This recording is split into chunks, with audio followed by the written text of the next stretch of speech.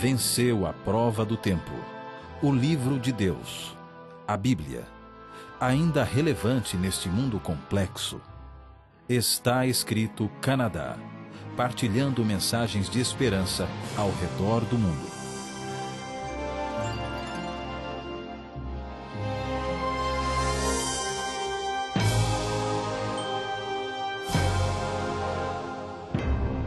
Bem-vindo ao programa Está Escrito Canadá. Sou Bill Santos. Obrigado por estarem conosco. No dia 15 de fevereiro de 1947, Glenn Chambers embarcou num avião com destino a Quito, no Equador. Lá ele ia começar a sua nova vida como missionário. Mas ele nunca chegou. Num momento horrível, o avião que transportava Chambers bateu no pico de uma montanha. Mais tarde, soube-se que antes de embarcar em Miami, Chambers quis escrever uma carta à sua mãe. A única coisa que pôde encontrar para escrever era uma página que ele rasgou de uma revista, uma página de propaganda. Nessa página estava escrita a palavra "por quê". Em torno dessa palavra, ele escreveu uma mensagem final. Depois que a mãe de Chambers soube da morte do seu filho, a carta chegou em sua casa. Ela abriu o envelope, desdobrou e lá olhando para ela, a pergunta, por quê? Os curiosos, bem como os críticos do cristianismo, têm esta pergunta. Se Deus é todo-poderoso, todo-amoroso, então por que Ele permite que o mal e o sofrimento existam no mundo? Por que as pessoas têm câncer? Por que existem terremotos que destroem cidades inteiras? Por que coisas ruins acontecem? Por que este mundo não é melhor? Bem, vamos ver o que a Bíblia diz. Vamos começar em Apocalipse, no capítulo 12, começando no verso 7. Lá nós lemos o seguinte: Então houve guerra no céu. Miguel e seus anjos batalhavam contra o dragão. E o dragão e os seus anjos batalhavam, mas não prevaleceram, nem mais o seu lugar se achou no céu. E foi precipitado o grande dragão, a antiga serpente, que se chama o Diabo e Satanás, que engana todo mundo. Foi precipitado na terra, e os seus anjos foram precipitados com ele. Guerra no céu. Estranho que a guerra deve acontecer no lugar mais santo, lá no santuário de Deus. O trono de Deus é o último lugar para uma guerra, mas o trono foi o foco da batalha. A posse do trono era o problema. A Bíblia diz que dois grupos lutaram, o dragão e os seus anjos, e Miguel e seus anjos. O dragão é Satanás, o diabo. E a palavra hebraica para Miguel significa quem é como Deus. É claro que a guerra no céu foi entre Cristo e Satanás. Primeiro no céu e depois aqui na terra.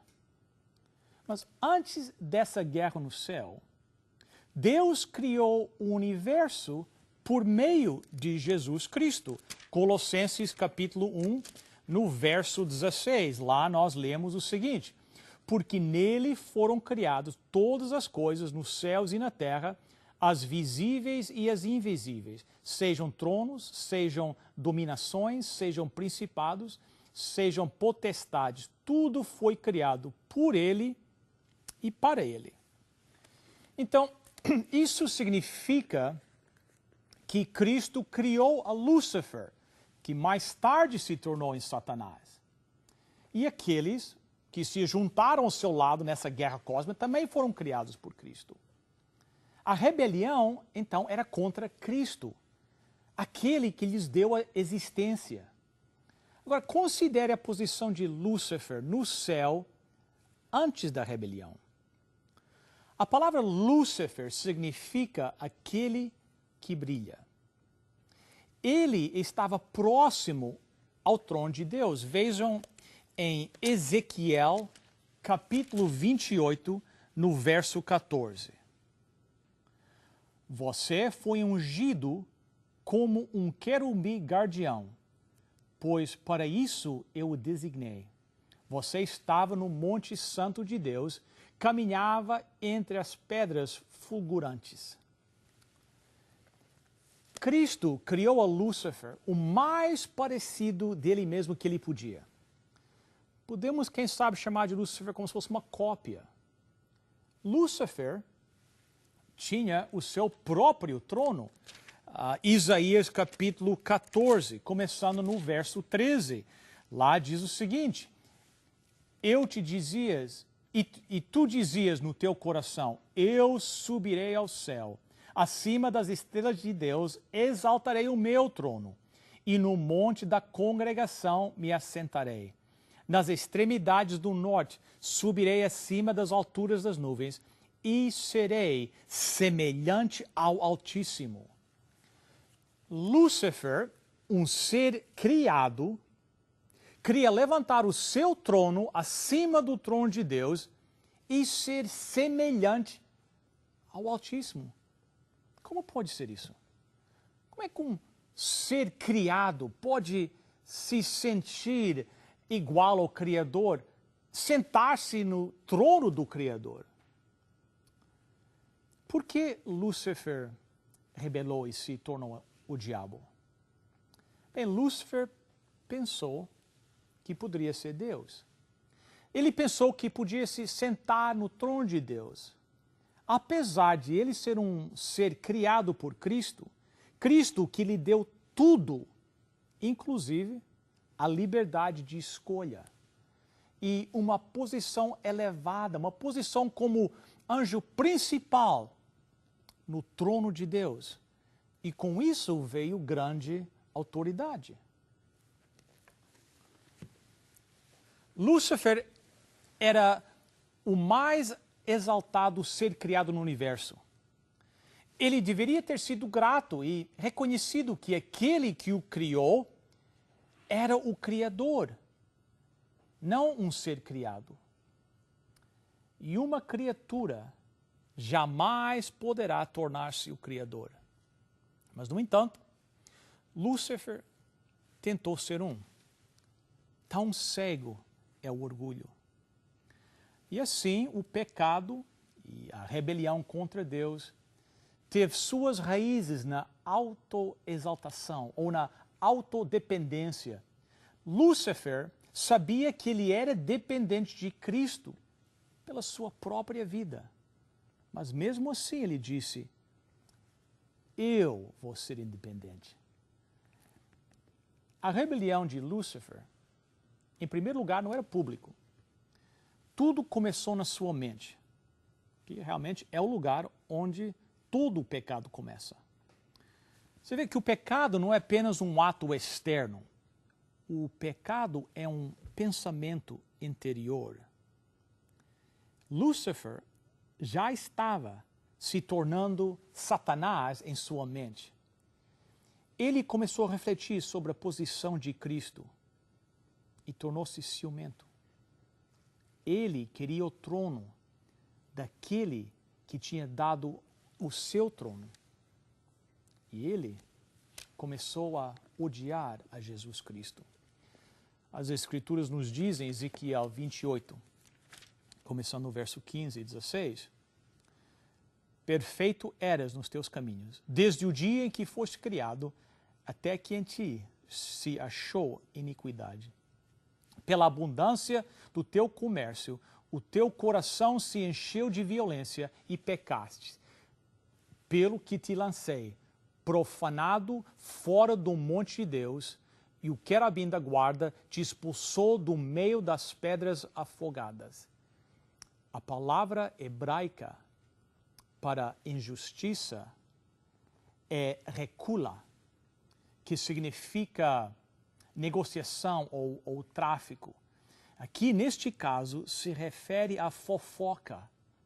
Aqui está dizendo que Satanás começou a espalhar boatos sobre Deus entre os anjos. A controvérsia cósmica se espalhou com fofocas, difamando o caráter de Deus como se eles fossem injustos. Satanás começou a se colocar como uma opção melhor para executar o governo do céu. E sua influência começou a penetrar o paraíso como um câncer. De fato, 1/3 dos anjos, de acordo com Apocalipse 12:4, 1/3 caíram à decepção e, por resultado, foram lançados fora do céu. Depois que ele se foi expulso, Satanás mudou o seu foco. Agora não mais batalha no céu, mas agora no planeta Terra, para causar a raça humana que se rebele contra Deus. Se Satanás sabia que Deus deu a todas as suas criaturas a liberdade de escolha, era o exercício errado dessa liberdade que levou Lúcifer e seus anjos rebeldes. E agora ele iria usar a mesma técnica com os nossos primeiros pais. Adão e Eva, feitos à imagem de Deus, eram seres livres. Eles poderiam conversar com Deus, Deus esperava que eles o obedecessem por amor. Mas uma vez o exercício errado da liberdade por parte de Adão e Eva levou-los e então toda a humanidade a tornar-se sujeitos ao pecado e de Satanás.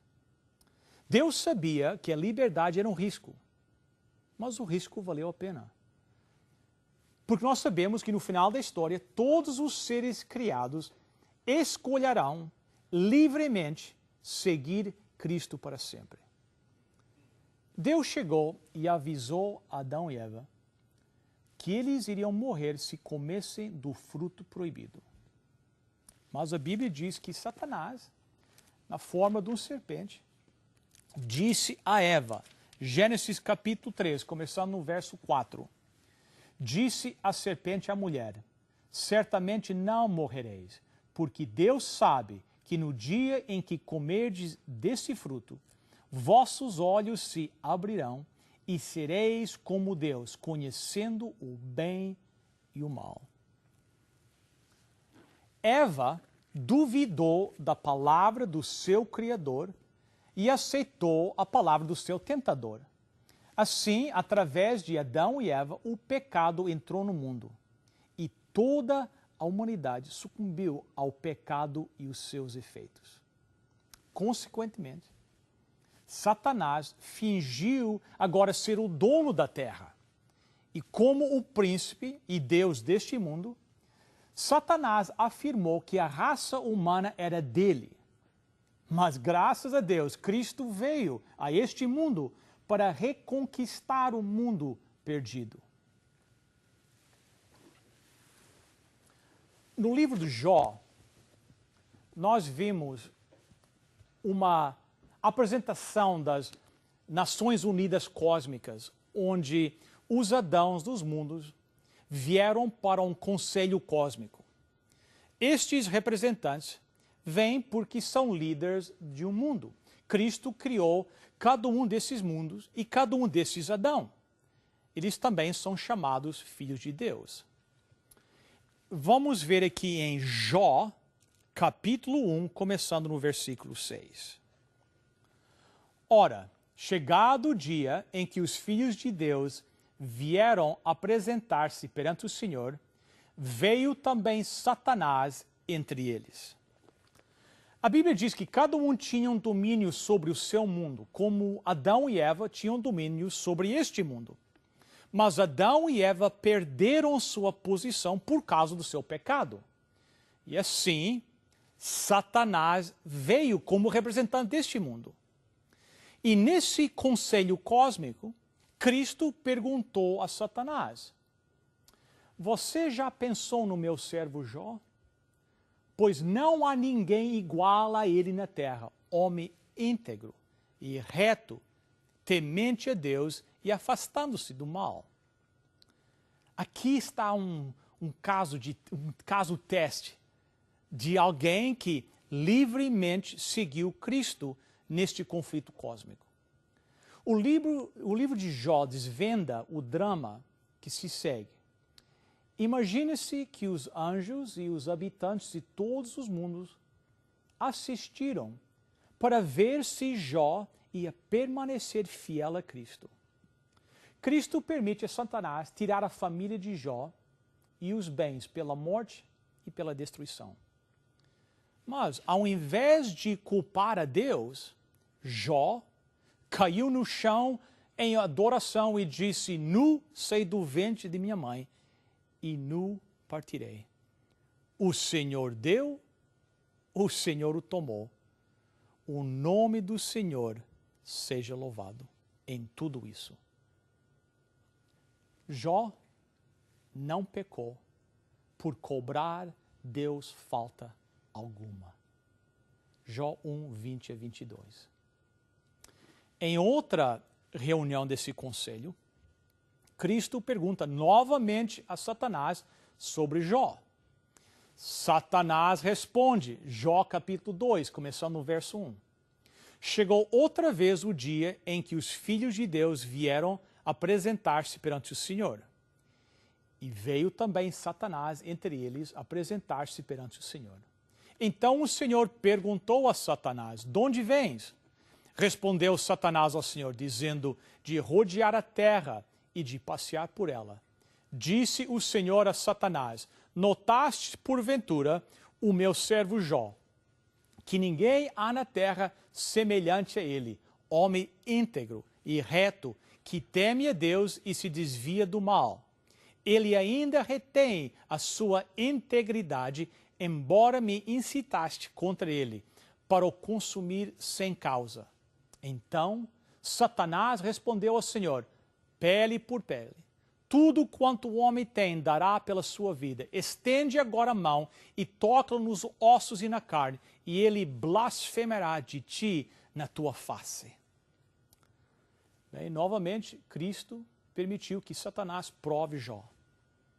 E através de tudo isso, Jó permaneceu fiel a Cristo e foi elogiado por ele.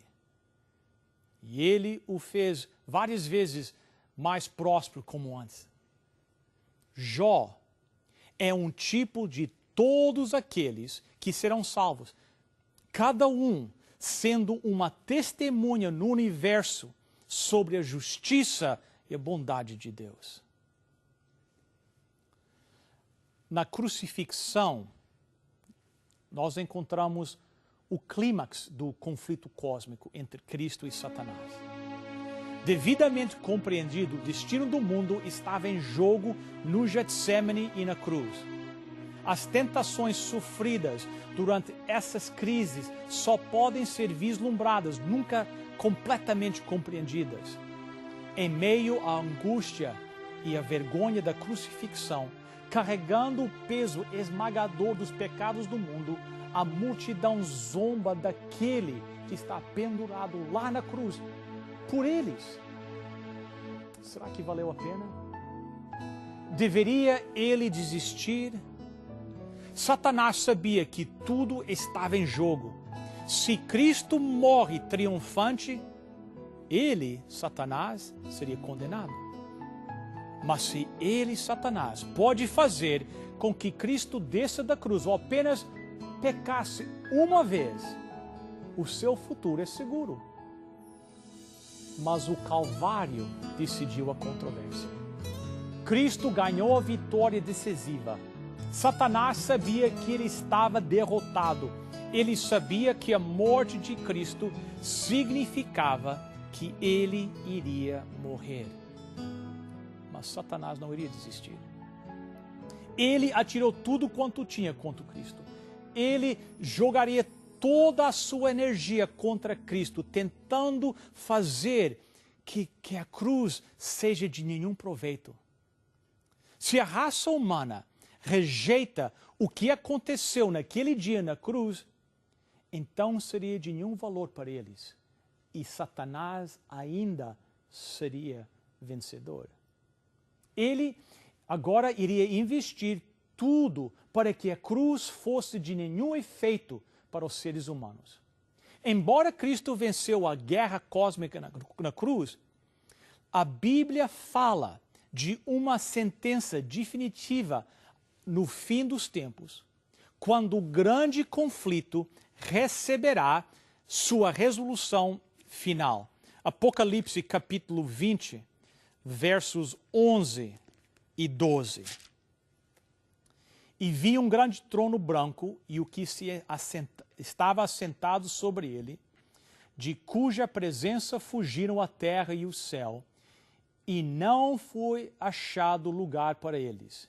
E vi os mortos, grandes e pequenos, em pé diante do trono, e abriram-se uns livros, e abriu-se outro livro, que é o da vida, e os mortos foram julgados pelas coisas que estavam escritas nos livros, segundo as suas obras. Pense bem, na verdade, não faz sentido ter um julgamento final se não houver conflito cósmico.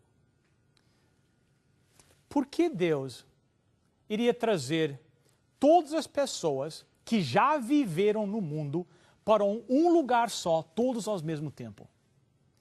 Este julgamento é 1000 anos depois dos santos irem para o céu no segundo advento e inclui os ímpios mortos que agora estão ressuscitados. O fato de um grupo ter estado no céu e outro grupo não, mostra que o destino já foi decidido. Os ímpios mortos são ressuscitados para enfrentar o seu Criador e Salvador e receber o seu julgamento final, juntamente com Satanás e os seus anjos. E o que é este julgamento final? É a revelação de Deus. Provas que convencem todos os seres criados que Deus é justo, que Ele é misericordioso e amoroso. É verdade que o caráter de Deus foi completamente revelado no Calvário, mas só alguns viram Jesus morrer. Como é que Ele poderia mostrar aos outros? E se Ele repete as cenas da cruz através do céu? Os salvos e os perdidos vão contemplar a maior revelação de Deus. Aqui, eles vão ver que Deus derramou todo o seu amor para salvar todos os seres humanos. À luz da salvação oferecida a todos lá no Calvário, os ímpios vão perceber que a sua escravidão é a Satanás. Pela primeira vez, eles vão ver de maneira absoluta o contraste entre Cristo e Satanás. E eles percebem que só Deus é amor. Mas eles também percebem outra coisa. Eles percebem que eles não o amam. Eles não estão preparados para uma vida com Deus. Eles querem se esconder de Deus. O pecado os separa do Salvador. Naquele instante haverá um reconhecimento universal do amor e da justiça de Deus, para que ao nome de Jesus se dobre todo o joelho dos que estão no céu e na terra e debaixo da terra, e toda a língua confesse que Jesus Cristo é Senhor, para a glória de Deus o Pai. Em seguida, cada ser criado vai perceber que em todas as coisas Deus trabalha para o bem daqueles que o amam. Porque Deus é amor. E o conflito cósmico vai ter o seu fim. Vamos orar. nosso Deus e nosso Pai, te agradecemos pelo sacrifício de Jesus no Calvário. Querido Pai, se alguém dentro do alcance da minha voz agora ainda não aceitou a Jesus Cristo e a sua oferta de vida eterna, que eles possam aceitar agora, em nome e por amor de Jesus. Amém.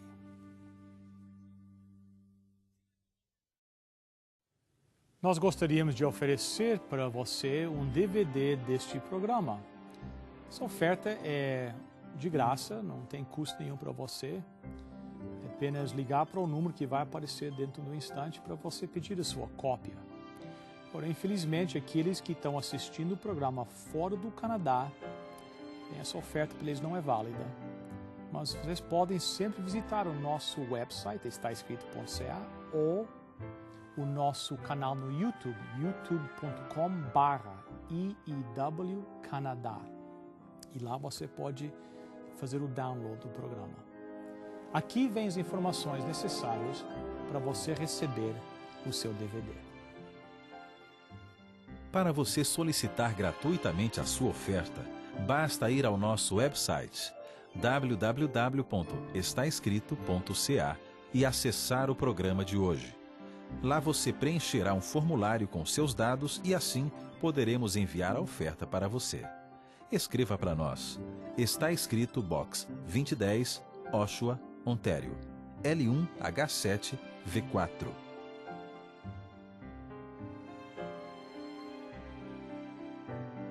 Bem, chegamos ao final de mais um programa do Está Escrito. Muito obrigado por você passar esta meia hora aqui conosco. Eu sei que muitos estão assistindo fora do Canadá e nós agradecemos também. Lembre-se de visitar o nosso website, estaescrito.ca.